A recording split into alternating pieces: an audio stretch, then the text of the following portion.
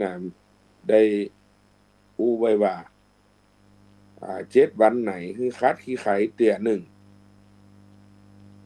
นะคำว่า7 วันไหนคือคัดขี้ไขเตี่ยหนึ่งก็คืออย่างนะคำว่าคัดขี้ไขนี่บ่ได้ไปหมายถึงว่าไปอาบน้ำแล้วก็คัดขี้ไขตัวเก่านะอันนี้ถ้าอู้ถึงในด้านรูปธรรมก็อาบน้ำคัดขี้ไขแต่ความหมายของครูบาอาจารย์เนี่ย7 วันไหนคือคัดขี้ไขเตี่ยหนึ่งก็หมายความว่าทุก7 วันก็จะมีวันพระวันศีลนะคือมันไปคำจัดนะเอาความโกรธความโลภความหลงนะออกจากตัวเฮานะออกจากตัวเฮาเพราะนั้นก็คือญาติโยมนะท่านผู้ฟังทั้งหลายนะได้ตั้งใจนะ7 วันไหนเฮาก็ไปฟังน้ำฟังธรรมนะตามโบราณครูบาอาจารย์นะไปเข้าวัดเข้าวาปฏิบัติธรรมจำศีลภาวนานะเพื่อกำจัดเอาขี้ไขที่อยู่ในจิตในใจนะขี้ไขที่อยู่ในจิตในใจก็คือกิเลสทั้ง3นะไฟทั้ง3กองนะไฟทั้ง3กองที่องค์สมเด็จพระสัมมาสัมพุทธเจ้าไปโปรดชดิน3พี่น้องนะโปรดชดิน3พี่น้องนะซึ่งชดิน3พี่น้องเนี่ยนะที่นับถือบูชาไฟนะอยู่ริมฝั่งแม่น้ำเนรัญชรานะองค์สมเด็จพระสัมมาสัมพุทธเจ้าก็เสด็จไปโปรดชดิน3พี่น้องนะเปิ้นองค์สมเด็จพระสัมมาสัมพุทธเจ้าเปรียบไฟที่ชดินได้บูชานะไฟเนี่ยเป็นไฟตั้งนอกนะเอาน้ำดับก็ดับนี่นะเอาน้ำดับก็ดับนะแต่ไฟที่อยู่ในจิตใจของคนเฮามีอยู่3กองนะกองที่1คือราคะคินะไฟคือราคะนะกองที่2คือโทสะคินะไฟคือโทสะนะแล้วก็โมหะคินะไฟคือโมหะราคะโทสะโมหะทั้ง3กองนี่ดับยากนะเพราะฉะนั้นสิ่งที่อย่านำมาดับได้ก็คือน้ำศีลน้ำธรรมขององค์สมเด็จพระสัมมาสัมพุทธเจ้าต่อนั้นนะเพราะฉะนั้นก็สิ่งที่เขาจะคัดเอาขี้ไขออกจากจิตจากใจก็คือใจนะเธอตานรักษาศีลเจริญภาวนาสละความตรณีนะออกจากจิตใจสละเข้าของถวายเป็นทานนะมารักษาศีลมาเจริญจิตตภาวนานะปฏิบัติเจริญจิตตภาวนาตามหลักธรรมที่ครูบาอาจารย์ได้สอนไว้นะวัดพระธาตุเจ้าสดีจอมตองพระเดชพระคุณหลวงปู่พระพรหมมงคลหลวงปู่ทองสอนนะคือหมู่เฮาทั้งหลายได้เจริญจิตตภาวนาตามหลักวิปัสสนากรรมฐานนะรับสติปัฏฐาน4นะกายเวทนาจิตธรรมนี่นะเอาน้ำศีลน้ำธรรมมาชำระล้างเอาขี้ไขที่มันเกิดขึ้นในจิตในใจออกเพราะนั้นก็ครูบาอาจารย์เพิ่นจึงคือนะ7 วันไหนคือคัดขี้ไขเตี่ยหนึ่งนะก็คือคัดขี้ไขใจ ออกจากจิตออกจากใจของเฮานะเพราะนั้นก็ศรัทธาญาติโยมครูบาอาจารย์นี่นะเพิ่นมีคตินะมีปริศนาธรรมต่าง นะฮือได้ปฏิบัตินะเป็นคติสอนใจนะเหมือนกับครูบาอาจารย์ที่เพิ่นได้สอนเป็นกรรมเก่าไว้นะกรรมเก่าไว้เพราะนั้นก็คือหมู่เฮาทั้งหลายได้ลบนะเอากิเลสทั้งหลายเอาคัดเอาขี้ใครคือความเป็นกิเลสทั้งสามนะไฟทั้งสามกองนี่ดับออกจากจิตจากใจของเรานะโดยเฉพาะสิ่งที่เกิดขึ้นในจิตใจของทุกคนนี่มีแน่นอนนะคือความโลภความโกรธความหลงนะโลภบ่เพียงพอบ่พอเพียงอยากได้อยากมีอยากเป็นนะความโลภความโกรธนะโกรธคือโง่โมโหคือบ้านะนี่อันนี้ความโกรธขึ้นมาในจิตใจนะก็บั่นทอนนะมีความโกรธแล้วมีความหลงนะหลงตัวลืมกายหลงกายลืมแก่หลงผัวหลงเมียลืมพ่อลืมแม่เพราะฉะนั้นความหลงนี่นะเนี่ยคือนะเฮาตาบอดนะบ่หันคุณงามความดีที่จะทำต่อไปเพราะนั้นก็ขอเป็นกำลังใจคือกับพี่น้องคนไทยของเฮา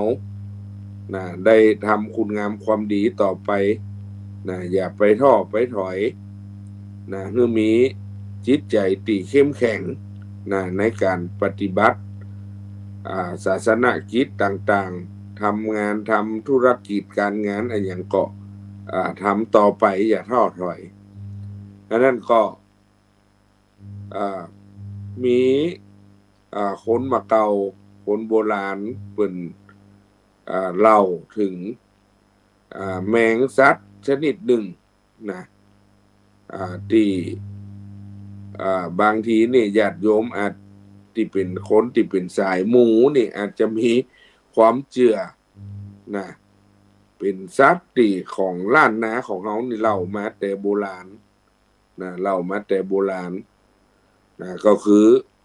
แมงสี่หูห้าตานะแมงสี่หูห้าตานะเป็นสัตว์ที่ว่าตัวสีดำเหมือนหมีนะมีหูข้างละสองข้างละสองมีสี่หูนะมีตาอยู่ห้าตานะนี่เราก็กินนะทานไฟนะกินทานไฟแดง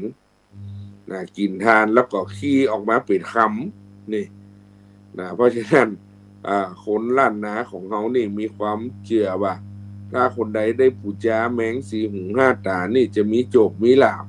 นี่แต่ที่จริงแล้วก็เป็นปริศนาธรรมของครูบาอาจารย์มาแต่ก่อนนะว่าแมงสีหูกับแมงห้าตาคืออย่างนะแมงสีหูห้าตานี่นะลองจินตนาการพอนะที่จริงแล้วเป็นการสอนให้เราได้ปฏิบัติตามหลักธรรมนะมีสีหูแมงสีหูก็คือต้องมีหลักของพรหมวิหารธรรม4ประการนะแมงสีหูนี่นะมีสีหูนะต้องมีพรหมวิหารธรรมนะคือหลักของความเป็นพระพรหมก็คือหลักธรรมของผู้ใหญ่นะของที่เฮาจะเป็นผู้นำนะหนึ่งเป็นธรรมของเป็นผู้เป็นพ่อเป็นแม่นะเป็นครูบาอาจารย์เป็นผู้นำเป็นหัวหน้านะเป็นฝ่ายปกครองบ้านเมืองนี่นะถ้าขาดหลักธรรมความมีสี่หูนี่นะก็คือพรหมวิหารธรรม4ประการนะเขาจึงห้องว่าพรหมวิหารธรรมนะพรหมวิหารธรรมนี่คุณธรรมของพระพรหมนะพระพรหมนี่มีสีหน้านี่พระพรหมมีสีหน้าท่านทั้งหลายที่เคารพนับถือพระพรหมนี่พระพรหมนี่เป็นเทพเจ้านะองค์หนึ่ง นะในศาสนาพราหมณ์ฮินดูนะศาสนาพราหมณ์ฮินดูแล้วก็มาเกี่ยวข้องกับพระพุทธศาสนาของเฮานะเพราะฉะนั้นพระพุทธศาสนาของเฮานี่จะเกี่ยวข้องกับเทวดานะที่เฮาเคยหันว่าพระอินทร์พระพรหมนะพระอินทร์พระพรหมนะพระพรหมนี่มีสีหน้านะเต่ากับแมงสีหูนี่นะเป็นคติธรรมแมงสีหูเพราะนั้นก็หลักธรรมของความเป็นพระพรหมนะอันแรกก็คือนะเมตตานะเมตตาก็คือความฮักนะนี่ฮักนะพ่อแม่ฮักลูกครูบาอาจารย์ฮักลูกศิษย์ลูกหานะเรามีการเคารพนะมีความฮักซึ่งกันและกันนะในสังคมใดที่มีความฮักนะมีความฮักซึ่งกันและกันนี่สังคมนั้นก็จะอยู่ดีมีสุขนะเพราะฉะนั้นเราจะให้ความรักกันนะเพราะฉะนั้นการส่งเสริมให้เรามีเมตตาธรรมนะครูบาอาจารย์เพิ่นว่าเมตตาธรรมค้ำจุนโลกนะถ้าสังคมใดมีเมตตาเขาจะสังเกตว่าครูบาอาจารย์พระมหาเถระนี่ทำไมจึงมีคนเคารพนับถือนะมีคนกราบไหว้บูชาเพราะท่านมีลักษณะเป็นผู้เมตตานะครูบาอาจารย์หลวงพ่อนั่นหลวงพ่อนี่นะว่าเพิ่นมีเมตตาสูงนะอีนะมีเมตตาหมายความว่าคือความฮักนี่ต่อลูกศิษย์ลูกหาที่คือความเคารพนับถือนะเพราะฉะนั้นคุณธรรมข้อนี้ก็ถ้าคนใดเป็นผู้นำนะเป็นผู้นำนะเป็นพ่อเป็นแม่เป็นครูบาอาจารย์เป็นผู้นำคนเป็นผู้รักผู้ใหญ่เนี่ยต้องใจเมตตานักๆนะอันนี้ความมีเมตตาธรรมนะความมีเมตตาธรรมข้อที่สองเมื่อเรามีความฮักมีความเมตตาแล้วนะไม่ต้องมีความกรุณานะความกรุณาก็คือความอินดูนะมีความฮักแล้วก็มีความอินดูสงสารนะเมื่อเขาได้รับความลำบากนะนี่ก็มีความอินดูสงสารเกิดขึ้นในจิตในใจนะมีเมตตานะพูดว่าอันเมตตากรุณาปราณีจะมีใครบังคับก็หาไม่หลั่งมาเหมือนหยาดฝนอันชื่นใจจากฟากฟ้าสุราลัยสู่แดนดินนะความมีเมตตาความฮักแล้วก็ต้องมีความกรุณานะมีความอินดูมีความสงสารนะคนเฮานี่นะการที่เฮามีความ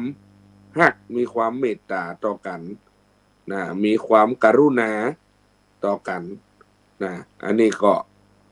เราจะได้มีความสุขนะเมื่อเรามีเมตตามีความฮักแล้วมีกรุณาแล้วนะสิ่งต่อมาก็ต้องมีมุทิตานะอันนี้ก็ใจได้หลายอย่างนะที่เราสังเกตว่างานตั้งพระคุณเจ้าเนี่ยเวลาเปิ่นได้รับเลื่อนขั้นเลื่อนยศอะไรอย่างก็ดีเนี่ยเปิ่นจะเขียนว่าพิธีแสดงมุทิตาจิตนะถ้าเป็นพระเถระกับมุทิตาสักการะนะเพราะฉะนั้นมุทิตาในที่นี้ก็คือความยินดียินบานพลอยยินดีกับผู้อื่นเมื่อผู้อื่นได้ดีนะเมื่อผู้อื่นได้ดีเพราะฉะนั้นเขาบอกว่าการที่เฮาบ่ไปข่อยย้วนเขานะบ่ไปอิจฉาริษยาเขาเมื่อผู้อื่นได้ดีแล้วก็ยินดีกับเขานะอันนี้ก็มีหลักธรรมข้อที่3ก็คือมีมุทิตาเมื่อมีเมตตามีกรุณามีมุทิตาแล้วนะสิ่งสำคัญก็คือมีอุเบกขานะอุเบกขาในที่นี้อุเบกขาธรรมในพรหมวิหารธรรมนี่นะก็ต้องใจให้ถูกนะก็ต้องใจให้ถูกนะการวางจิตใจให้เป็นกลางนะวางจิตใจให้เป็นกลางมีอุเบกขาธรรมนะบ่เอียงเอ็นไปทางใดนะอันนี้ก็วางใจ นะเมื่อช่วยถึงที่สุดแล้วนะช่วยถึงที่สุดแล้วก็ต้องมีการวางอุเบกขาธรรมเพราะนั้นก็ในหลักของพรหมวิหารธรรมทั้ง4ประการก็มาจากความหมายของแมงเนี่ยนะห้องแบบแมงสีหูนะแมงสีหูเราคำว่า5 ตานี่คืออย่างนะแมงสีหูแมง5 ตาสีหู5 ตา5 ตาในที่นี้หมายถึงการปฏิบัติตามหลักพื้นฐานของศีลนะในที่นี้ก็คือศีล5ที่หมู่เฮาทั้งหลายอาจจะมีพื้นฐานมีหู้ความเป็นมนุษย์อยู่แล้วนะเพราะฉะนั้นเป็นมนุษย์เป็นได้เพราะใจสูงเหมือนหนึ่งยุงมีดีที่แววขนถ้าใจต่ำเป็นได้ก็เพียงคนนะเพราะนั้นก็การที่เขาจะเป็นมนุษย์ได้นะเขาโมเมนต์เป็นคนเนี่ยนะคนหมายความว่ายุ่งนะถ้าเป็นมนุษย์นี่มาจากคำว่ามนะบวชอุสยะแปลว่าสัตว์ผู้มีใจสูงนี่นะจะโยกจิตใจระดับความเป็นมนุษย์ได้นะก็ต้องใจศีลนะศีลนี่นะศีละนี่ความจุ่มความเย็นเนี่ยคนใดมีศีลนะทั้ง5 ข้อนะตั้งแต่ข้อปานาข้ออทินนานะข้อกาเมข้อมุสาไปถึงข้อสุรานะอันนี้เป็นพื้นฐานเบื้องต้นนะเนี่ยของมนุษย์เนี่ยของมนุษย์เพราะฉะนั้นเขาจะสังเกตว่าในประเพณีพิธีกรรมนะหรือศาสนาพิธีในพระพุทธศาสนาของเขานี่เวลาจะย่างยังก็ต้องมีการไหว้พระรับศีลอาราธนาศีลนะอันนี้เพิ่นก็สอนให้เฮาเนี่ยบ่ขาดจากความมีศีลนะจะต้องเตือนจิตใจของเฮาว่ามีศีล5เป็นพื้นฐานของจิตใจนะเพราะฉะนั้นแมงสีหู5 ตานะถ้าคนใดมีพรหมวิหารธรรม4นะคนใดมีศีล5เป็นพื้นฐานของชีวิตนะชีวิตก็จะมีความสุขนะมีความสุขแล้วก็ทำมาค้าขายทำกิจการงานอะไรอย่างก็เจริญรุ่งเรืองมีโชคมีลาภนี่เขาก็เลยนิยมไป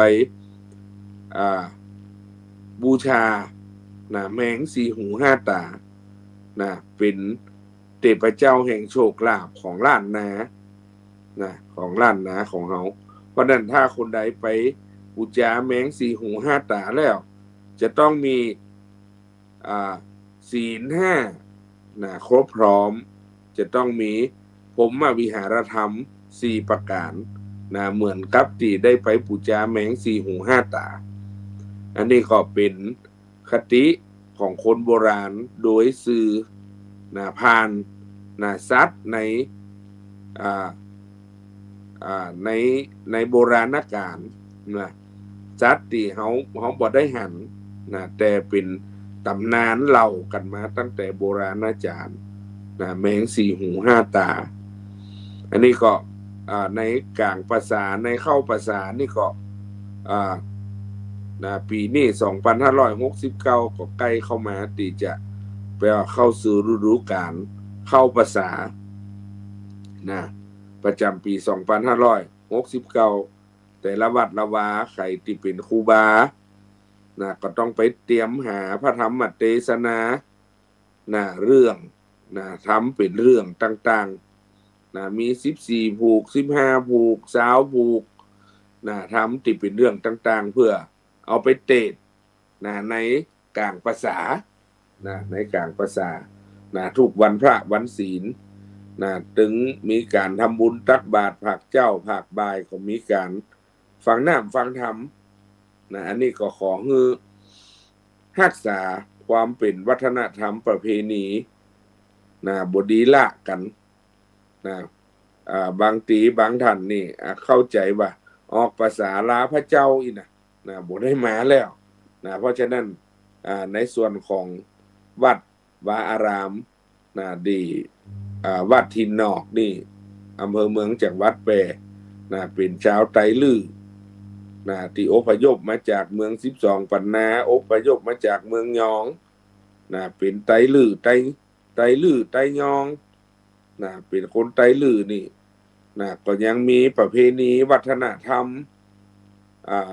ความเป็นไทยลื้อนะลื้อบ้านทินนะบ้านทินเมืองแปรอันนี้ก็ยังอู้ลื้ออยู่นะยังอู้ลื้ออยู่เนี่ยนะยังกินกับข้าวอาหารแบบคนไทยลื้อนะยังแต่งโตแบบคนไทยลื้ออยู่นี่เพราะนั้นก็ตีวัดบ้านทินนี่นะทุกวันพระ8 ค่ำ15 ค่ำบอกว่าเข้าภาษาออกภาษาก็ยังมีใส่บาตรหยาดน้ำนะฟังน้ำฟังธรรมนะปฏิบัตินะตามคติหีดหอยครูบาอาจารย์สืบมาเพราะนั้นก็ขอให้ญาติโยมบ่ออกไม่ออกนะศรัทธาทั้งหลายที่ฟังรายการธรรมะรับอรุณนะในภาคเจ้าวันนี้ได้มาปะกันได้มาหันหน้ากันนะได้เห็นก็เป็นบุญตานะได้เจรจาก็เป็นบุญปากนะได้อุปถัมภ์อุปถากก็เป็นบุญจิตบุญใจนะก็ขอให้ศรัทธาชาวพุทธทั้งหลายนะได้มีความเข้มแข็งนะแล้วก็มีจิตใจอันดีงามนะในการอุปถากอุปถัมภ์พระพุทธศาสนานะถึงแม้ว่าข่าวสารบ้านเมืองที่ด้วยความทันสมัยที่เฮาหันด้วยรูปก็ดีหันด้วยตาก็ดีนี่บางอย่างก็พิจารณานะด้วยหลักเหตุและผลนะหลักเหตุและผลบางอย่างก็เป็น AI นะนี่นะทันสมัยนะสมัยใหม่นะระบบ AI เข้ามานะเพราะนั้นก็เนี่ยคือรูปภาพที่เฮาหันออกมาเนี่ยนะบางทีก็สร้างด้วยระบบ AI ทันสมัยเพราะนั้นก็เวลาจะเจือจะเนี่ยอย่างก็คือพิจารณาด้วยเหตุและผลนะเป็นข้อสิ่งที่จริงที่ดีที่งามนะสิ่งที่ดีที่งามเพราะนั้นคิดดีพูดดีทำดีนะขอให้สร้างคุณงามความดีไว้กับเนื้อกับตัวกับตนนะจะเป็นบุญเป็นบารมีสืบต่อไปนะก็ขอให้ระลึกถึงบารมีขององค์สมเด็จพระสัมมาสัมพุทธเจ้าโดยเฉพาะยึดเอาพระรัตนตรัยนะพระรัตนตรัยคือพระติรัตนะไตรัยผ่านแผ้วพระเจ้าแก้ว3ประการมีพระพุทธเจ้าพระธรรมเจ้าพระสังฆเจ้านี่เป็นสิ่งสำคัญเพราะนั้นญาติโยมเวลาไปวัดนะสิ่งที่สำคัญโยมจะต้องไปใส่ขันศีลนะไปใส่ขันแก้วทั้ง3เพราะอย่างในดินแดนล้านนาของเราต้องใส่ขันศีลใส่ขันแก้วทั้ง3มันสื่อถึงว่าเราจะต้องมีความเคารพนะมีพื้นฐานของศีลเนี่ยนะเป็นหลักเป็นฐานนะเมื่อมีศีลแล้วก็เคารพต่อพระรัตนตรัยเพราะฉะนั้นคนล้านนาของเราเอาพระรัตนตรัยที่เป็นนามธรรมนะคือพระพุทธรัตนะนะพระธรรมรัตนะพระสังฆรัตนะนะเอามาแปลงเป็นขันธ์มีอยู่3แจงนะมีอยู่3แจงนะห้องว่าขันธ์แก้วทั้ง3นะขันธ์แก้วทั้ง3เวลาญาติโยมมาวัดจะต้องมาใส่ขันธ์แก้วทั้ง3เพราะนั้นบางทีบางท่านมาวัดแล้วนะมาใส่ขันธ์แก้วทั้ง3ก็ยังบ่ได้ฮู้ความหมายนะทำไมถึงมีขันธ์แก้วทั้ง3นะขันธ์แก้วทั้ง3หมายถึงอะไรอย่างนะหมายถึงการยกย่องต่อพระรัตนตรัยนะพระรัตนะแปลว่าแก้วไตรแปลว่า3นะเพราะฉะนั้นคนมาเก่าโบราณล้านนาของเราเนี่ยเปิ้นเป็นราชบัณฑิตนะเป็นนักปราชญ์นะเปิ้นเอาคำว่ารัตนตรัยมาแปลงเป็นขันธ์นะเนี่ยเป็น3แจงห้องว่าขันธ์แก้ว นะขันแก้วทั้งสามเพราะนั้นเปิ้นคือหมู่เฮาทั้งหลายนี่เคารพต่อพระรัตนตรัยคือพระพุทธรัตนะพระธรรมรัตนะและพระสังฆรัตนะเพราะนั้นถ้าหมู่เฮาทั้งหลายเคารพนอบน้อมบูชาดังนี้แล้วเฮาก็จะได้มีความวุฒิเจริญก้าวหน้าในเจ้าของวันนี้เวลาหมดเวลานะก็จะก่อนที่จะจากไปในธรรมะรับอรุณนี่ก็ขออาราธนาคุณพระศรีรัตนตรัยนะคุณพระพุทธเจ้าพระธรรมเจ้าพระสังฆเจ้าปิตามารดาครูบาอาจารย์จงดลบันดาลอภิบาลคุ้มครองปกป้องรักษาท่านทั้งหลายที่รับฟังธรรมะรับอรุณเพื่อได้มีความสุขมีความเจริญไปด้วยจตุรพิธพรชัยทั้ง4ประการคืออายุวันนะสุขะพละจงทุกประการด้วยเทินขอเจริญพร